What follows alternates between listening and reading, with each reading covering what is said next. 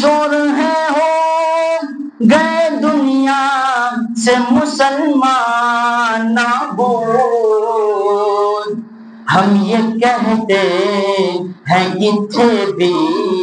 کہیں مسلم۔ کہہ رہا ہوں آپ دل میں نہ لیں مبارک، آج آپ ایک مسلمان نوجوان کو کھڑا کر دیں اور ایک غیر مسلم نوجوان کو کھڑا کر دیں، دونوں میں آپ فرق نہیں کر پائیں۔ ایک مسلمان کو کھڑا کر دیں، ایک غیر مسلم کو کھڑا کر دیں، دونوں میں آپ فرق نہیں کر سکتے، دونوں میں کوئی ڈفرینس نہیں ہے۔ آج ہماری وجہ قطع یہود و نصارہ سے پیش آتی، اسی وجہ سے علامہ اقبال نے کہا تھا کہ شور ہے ہو گئے دنیا سے مسلمان نابود، کہ شور ہے ہو گئے دنیا سے مسلمان نابود، ہم یہ کہتے ہیں کہ تھے بھی کہیں مسلم موجود، ہم یہ کہتے ہیں کہ تھے بھی کہیں مسلم موجود۔ وضع میں تم ہو نصارہ تو تمدن میں ہنود، یہ مسلمان ہیں جنہیں دیکھ کے شرمائے یہود، یہ مسلمان ہیں جنہیں دیکھ کے شرمائے یہود۔ وائز قوم کی وہ پختہ خیالی نہ رہی، برق طبعی نہ رہی، شعلہ مقالی نہ رہی، رہ گئی رسم ادا روح بلالی نہ رہی، فلسفہ رہ گیا تلقین غزالی نہ رہی۔ تو ہمارا کیریکٹر، ہمارا لباس، ہماری وجہ قطع،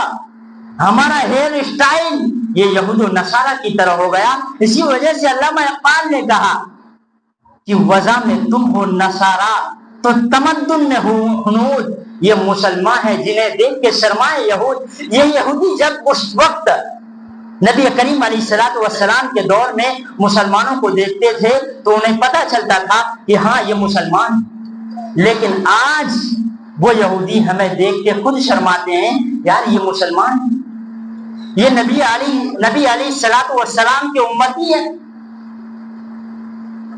اسی وجہ سے علامہ اقبال نے کہا وضع میں تو شور ہے ہو گئے دنیا سے مسلمان نابود، ہم یہ کہتے ہیں کہ تھے بھی کہیں مسلم موجود۔ آج ہماری یہ حالت ہو گئی ہے کہ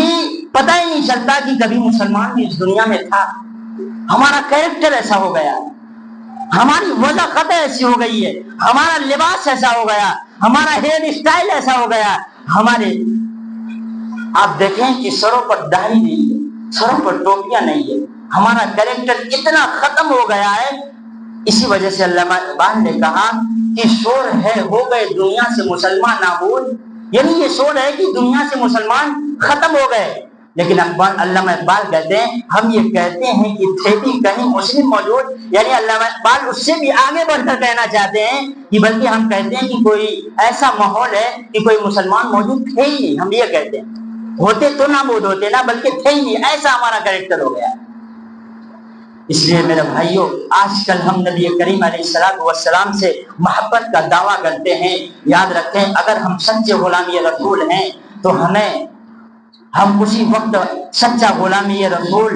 اور نبی کریم علیہ السلام سے محبت کرنے والا ہو سکتے ہیں جب ہم نبی کریم علیہ السلام کے ہر کریکٹر کو اپنائیں۔ جب تک ہم نبی کریم علیہ السلام کے اخلاق کو اپنائیں گے نہیں، اس وقت تک ہم مسلمان، حقیقی مسلمان نہیں ہو سکتے۔ اللہ تبارک و تعالی ہم سب کو کہنے سننے سے زیادہ عمل کی توفیق نصیب فرمائے۔